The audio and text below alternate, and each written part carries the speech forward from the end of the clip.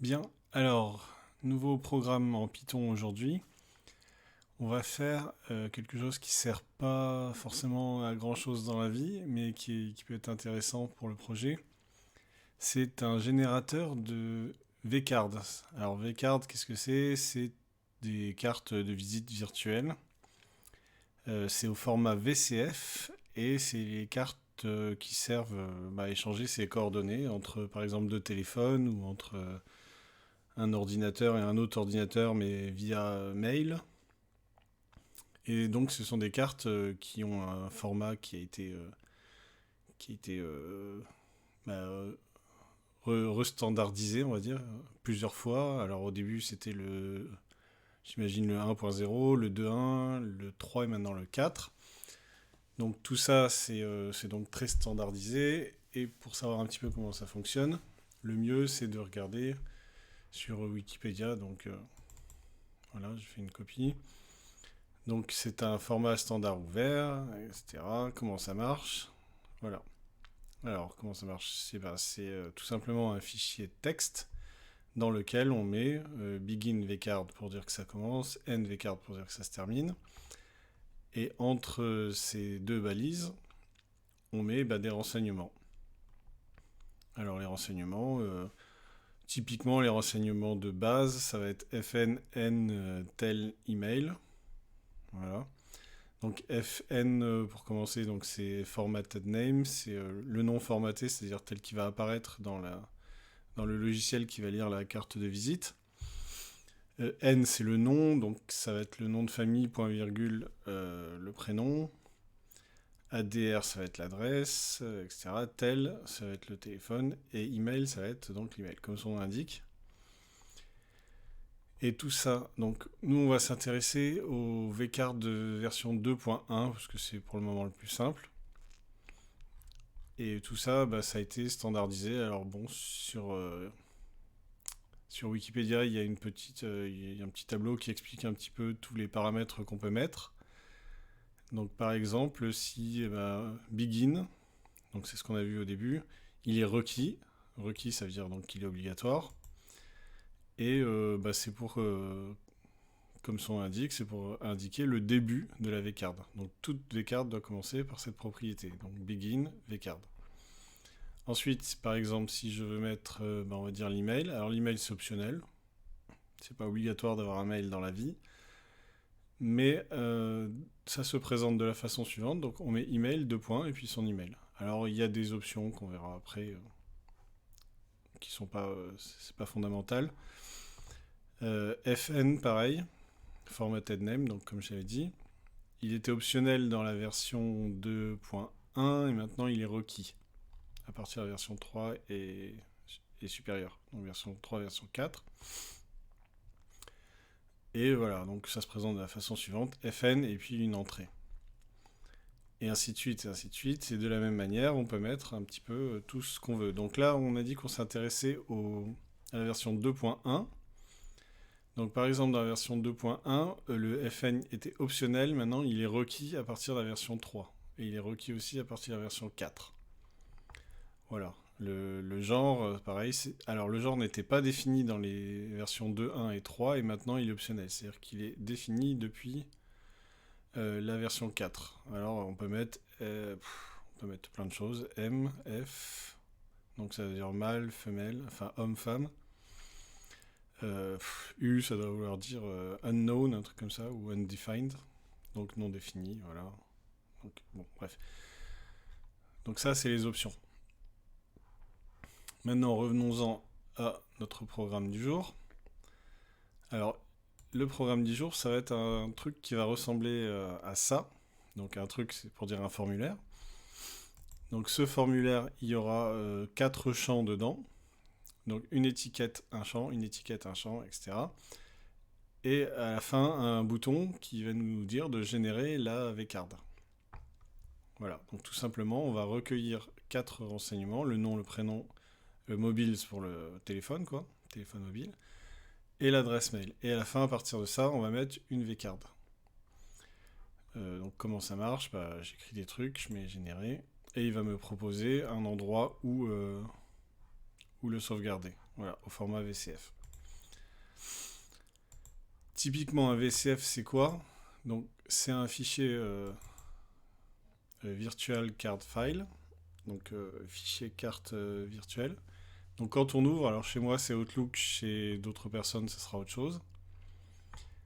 Et voilà. Et c'est un fichier dans lequel on va retrouver tous les renseignements qu'on vient de fournir.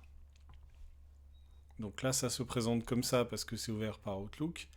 Mais en fait, comme je vous l'ai dit tout à l'heure, en fait, c'est un simple fichier texte qui a été renommé en VCF. Donc si je m'amuse à dire que c'est un fichier texte, oui, je vais changer l'extension. J'ouvre le fichier texte. Voilà, c'est un fichier texte avec ce qu'on a vu tout à l'heure, begin vcard, la version, là le formatted name, le nom complet, le téléphone et l'email, et enfin fin de la vcard. Voilà. Donc on peut très bien le faire manuellement avec un fichier texte, mais là pour l'exercice, on va le générer à partir d'un programme en Python donc. Alors comment est-ce que ça se passe? Ça se passe très bien en général. On va commencer par importer le module tkinter. Alors, dans ce module tkinter, on va importer les boutons, les entrées, les labels, donc les étiquettes. TK, c'est pour créer donc un formulaire, quoi, le formulaire de façon générale, l'objet, quoi. Et on va importer aussi file dialog qui va servir donc à ouvrir une fenêtre de dialogue pour indiquer dans quel dossier on veut mettre la VCF qu'on va générer.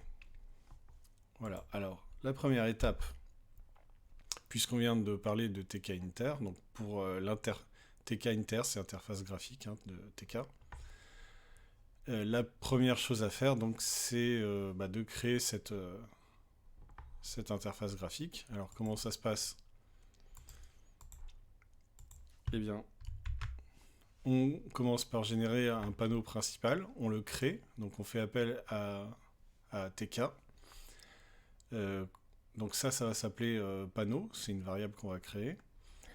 La première propriété de ce panneau, ça va être la propriété title, enfin le titre. Donc ça va être ce qui va être indiqué en haut du panneau, enfin de la fenêtre exactement. La géométrie, ça veut dire les dimensions. Donc on va mettre 250 par 120 parce que c'est largement suffisant. Ensuite, la propriété resizable, on va mettre faux. Donc non. Resizable, ça veut dire est-ce que je peux la redimensionner? Donc en longueur et en hauteur, c'est non. Et enfin, alors icône bitmap, ça c'est du luxe. C'est pour mettre une petite image au format ICO, donc comme les icônes, qui va apparaître en haut à gauche du panneau. Donc ça, c'est pour poser un petit peu le panneau principal. Une fois que ça c'est fait, on passe à la suite.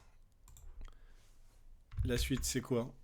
C'est de générer donc les étiquettes et les champs de saisie. Donc moi, j'utilise formulaire un petit peu improprement d'ailleurs. Donc le premier, c'est ce qu'on avait vu, ça va être le nom. Alors le nom, je ne vais pas tous les faire, j'explique le premier. Le nom, en fait, ça va être un label. Label, ça veut dire étiquette, qu'on va mettre dans le panneau et qui aura pour texte, donc texte affiché, nom, 2 points, et puis un petit... Non, pas besoin d'espace. Voilà, non, très bien, comme ça. Donc ça sera l'étiquette, et entrée-nom, ça sera donc entrée, une entrée. Alors ce qu'on appelle entrée, donc c'est le champ de formulaire dans lequel on peut mettre du texte, on peut saisir du texte. Donc ce champ entrée, il sera dans le panneau, donc celui qu'on a défini ici, et il aura pour largeur 30. Alors 30, ça doit être 30 pixels, j'imagine. Ça doit être 30 pixels, oui, c'est pas 30 caractères. Et voilà. Et une fois qu'on a défini ce premier couple, on fait la même chose pour le prénom, pour le téléphone, pour le mail. Et enfin, on met un bouton de validation, donc une variable qui s'appelle validation, qui correspond à un bouton qu'on va mettre dans le panneau, dont le texte sera généré la vcard, et dont la commande associée sera un appel à la fonction qui s'appelle générer VCF. Donc c'est une fonction qu'on va définir après, une fois qu'on aura fini tout ce qui est interface graphique. Donc ça, on a défini les champs de formulaire et les étiquettes. Maintenant, il faut les mettre en page, parce que ça ne se fait pas automatiquement. Pour faire la mise en page, on a deux possibilités. On a soit la fonction pack. Donc la fonction pack, en fait, c'est un petit peu pour empiler tous les champs et tout ça les uns sur les autres. Là, c'est pas forcément ce qui est de mieux à faire. Ce qui est mieux à faire, c'est plutôt une mise en page grille, qu'on appelle donc grid en anglais. Donc cette mise en page grid, elle se fait de façon simple. Donc on commence par prendre le premier qui était ici, label. On va lui indiquer que ça sera row 0, column 0, donc ligne 0, colonne 0. Donc c'est une grille en fait. Alors c'est expliqué dans les autres tutos que j'ai fait. On va essayer d'aller un tout petit peu plus vite. Donc ça sera voilà 0, 0, c'est les coordonnées dans la grille. Sticky égale E, ça veut dire je le colle côté est. Voilà, donc ça peut être est, ouest, nord ou sud. Donc là, on le colle à l'est, donc à droite.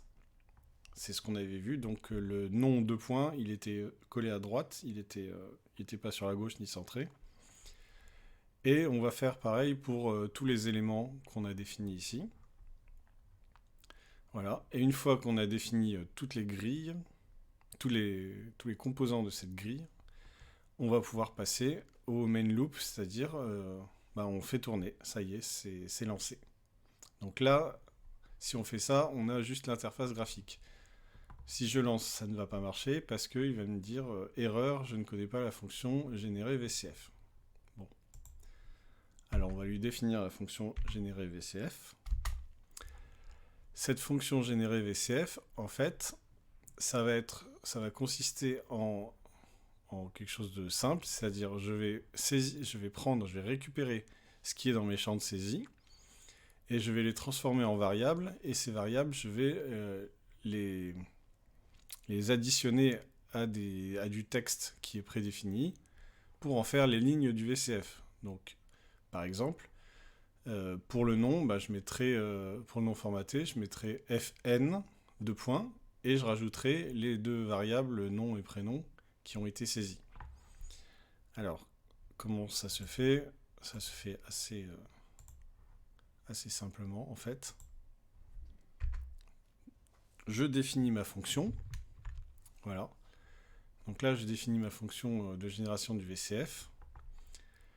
Je l'appelle générer VCF parce que je fais un appel de fonction ici. Alors, il n'y a pas les parenthèses parce que là, c'est l'appel de fonction. C'est pas la fonction en elle-même. Voilà. Donc, je fais un appel de fonction ici. Enfin, je définis la fonction que je vais appeler avec le bouton. Donc, ma première ligne dans le VCF, ça sera begin vcard. Donc, begin de point vcard. Et je mets un anti/n, ça veut dire passage à la ligne dans un fichier texte. Ma deuxième ligne, alors là j'aurais pu faire ça en une ligne, mais je détaille. Ma deuxième ligne, ça va être la deuxième ligne de la vcard, donc version 2.1, parce que j'ai dit qu'on commençait par la version 2.1, mais on peut très bien mettre version 3.0 ou 4.0. Ensuite, la troisième ligne, ça sera le nom formaté. Alors le nom formaté, donc fn de point, et puis ça va être quoi exactement qu'on va mettre dedans? Et bien on va mettre entrée-nom.get. Alors entrée-nom, on va revenir là-dessus. Entrée-nom, ça veut dire c'est le contenu de l'entrée, la première entrée, c'est-à-dire le premier champ de saisie qu'on a défini. Donc cette variable qui est le texte donc, qui est contenu dans cette entrée, je vais faire un get, c'est-à-dire je vais l'obtenir. Donc je vais mettre la méthode, alors ici il s'agit d'une méthode, la méthode get, je vais faire un get de ce entrée-nom. Je vais mettre un espace, et je vais mettre un get de entrée-prénom, c'est-à-dire le deuxième champ de saisie. Et à ça, je vais ajouter un anti/n donc pour passer à la ligne. Donc à partir de ça, il va me faire fn, deux points, le nom, un espace, et puis le prénom. Donc c'est ce qu'on avait tout à l'heure. Ensuite, quatrième ligne, c'est n de points, donc le nom.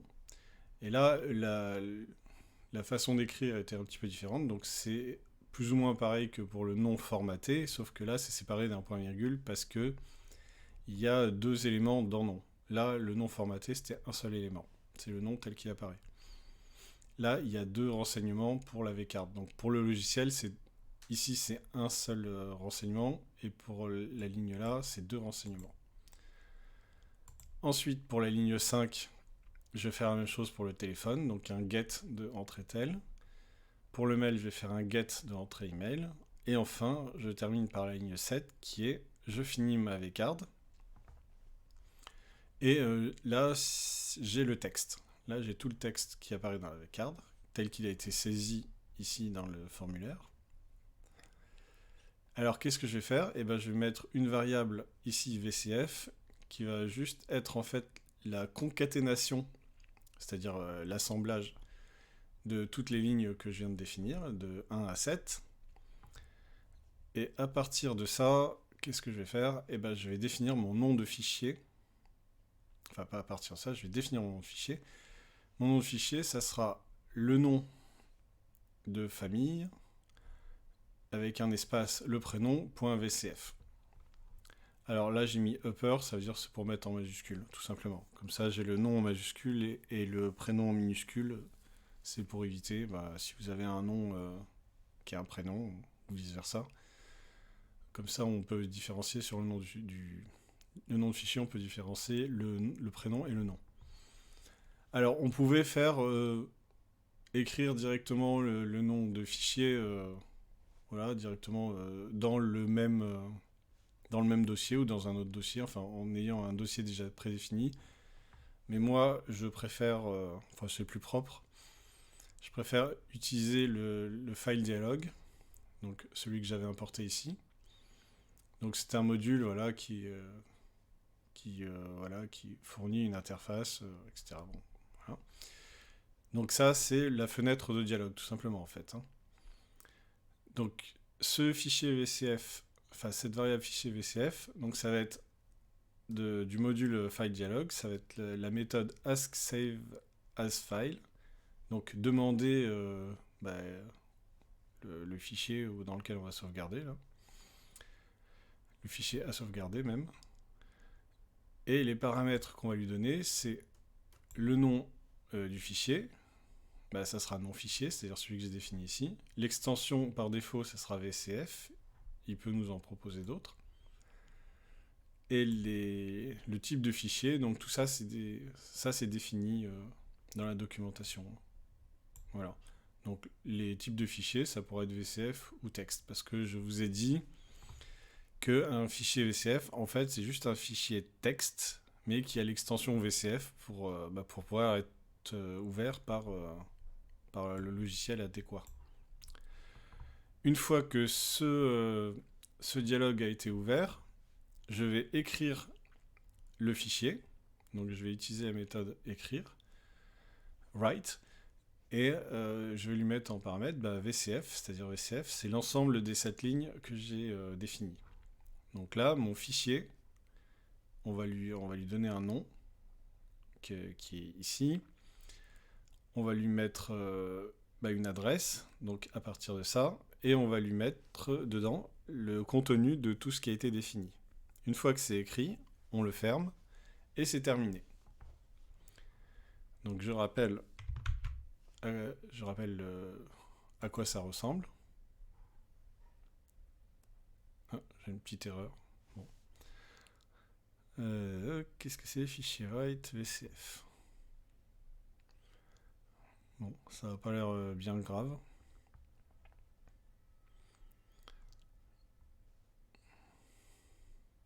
On va voir si... Ah oui, c'est parce que... Oui. C'est parce que tout à l'heure, quand je l'ai ouvert, j'ai pas renseigné ni de nom, ni de prénom, ni rien. Donc là, il m'a mis une petite erreur. Voilà. Bon, ça c'est pas grave. Donc là, si je recommence, donc je vais mettre pas ce coup-ci pour pas que ça fasse doublon avec celui-là. 06, voilà. Mail, j'en mets pas, c'est pas grave. Donc là, voilà, si je fais, si je fais une sauvegarde, je mets enregistrer, allez, on va dire sur mon bureau, ça va l'enregistrer. Et là, du coup, quand je vais fermer, voilà, je n'aurai plus cette erreur. L'erreur que j'ai eue ici, c'était parce que j'avais pas fini la génération du fichier. Bon, c'est pas grave ça. Voilà, donc pour le moment, ça a l'air de marcher. Et la chose qu'on va faire dans la prochaine vidéo, enfin la vidéo suivante sur le même thème, c'est qu'en fait, on va faire exactement le même programme, c'est-à-dire un programme qui sert à générer une vCard, mais on le fera sous une forme différente. On le fera avec ce qu'on appelle de la programmation orientée objet, c'est-à-dire que ça sera avec des classes et des objets et tout ça. Donc je réexpliquerai ça un peu plus en détail dans la prochaine vidéo. Voilà.